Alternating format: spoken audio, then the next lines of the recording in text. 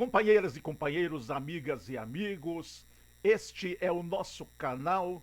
Eu sou o professor Antônio e hoje nós vamos falar sobre a mentira na política. Era uma manhã de abril de 1964. Estávamos em casa, eu, meus irmãos e minha mãe.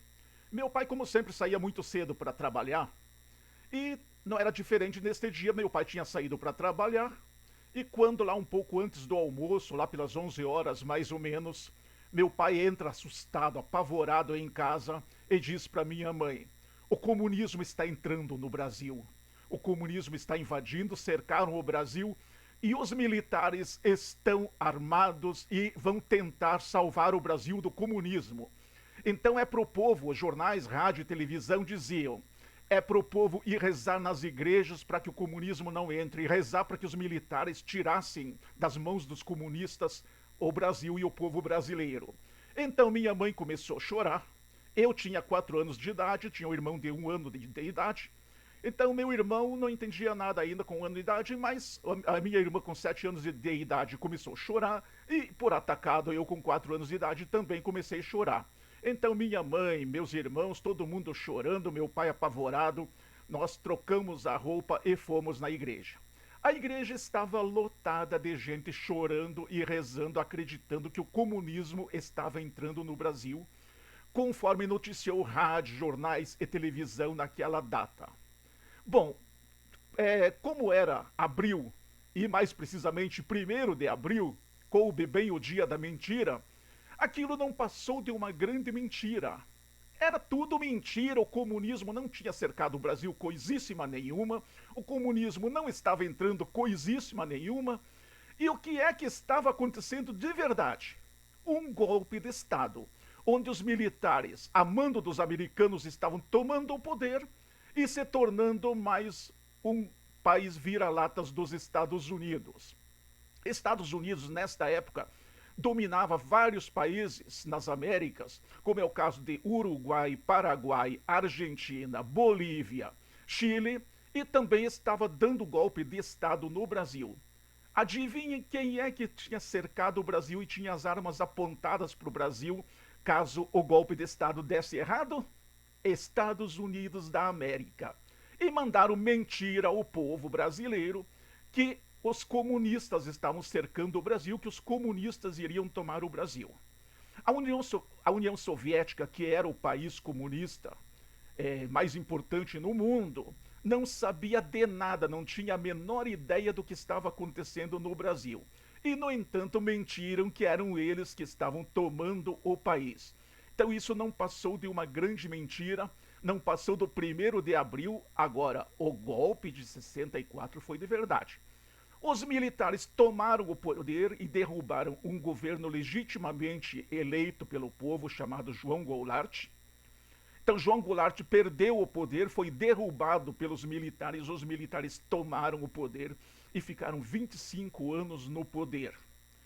Então, a partir daquele momento, a partir daquele dia, eles cancelaram todos os registros de partidos políticos e criaram 2 partidos para disputar as eleições no Brasil, menos para presidente, governador, prefeitos municipais de grandes cidades, que eles colocavam quem eles queriam colocar.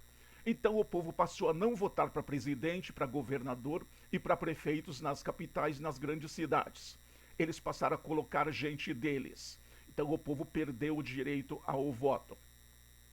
Esses governos militares também mentiam muito, também eram desonestos e assim por diante. Então não é verdade quando dizem que na época tinha honestidade e que na época não se roubava. A única coisa é que na época não podia ser falada, porque se falasse que eles roubavam, podia ter problemas seríssimos.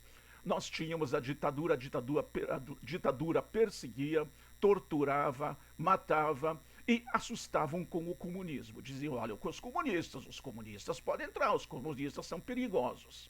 E eles eram bons? Não eram. Eles não eram bons. A ditadura era boa? Não era boa, era ruim. Então, essa conversa fiada para assustar, essa história de comunismo era mais ou menos parecido com a história do homem do saco. em que dizem, olha o homem do saco para a criança, olha o bicho papão, falam para a criança. E a criança acredita. Então conosco não era nada diferente. Foi criada a Arena e foi criado o MDB. E esses partidos permaneceram até os anos 80, quando foi liberado para criarem novos partidos e assim por diante. A Arena, quando começou a perder a sua influência junto ao povo brasileiro, aí mudou de nome, passou a chamar-se PDS, depois PFL, depois DEM ou Democratas, e sempre usou como artimanha mentir ao povo, dizendo que o outro partido é ruim, que o outro partido rouba, que o outro partido faz coisas erradas e assim por diante, sempre mentindo para poder eleger. E desta forma, eles elegem muita gente até hoje ainda, mentindo, falando mal do adversário em vez de falar das suas coisas. Não é justo isso é bastante ruim, porque o povo acaba votando no mentiroso em vez de votar na pessoa que tem qualidades pelas suas qualidades.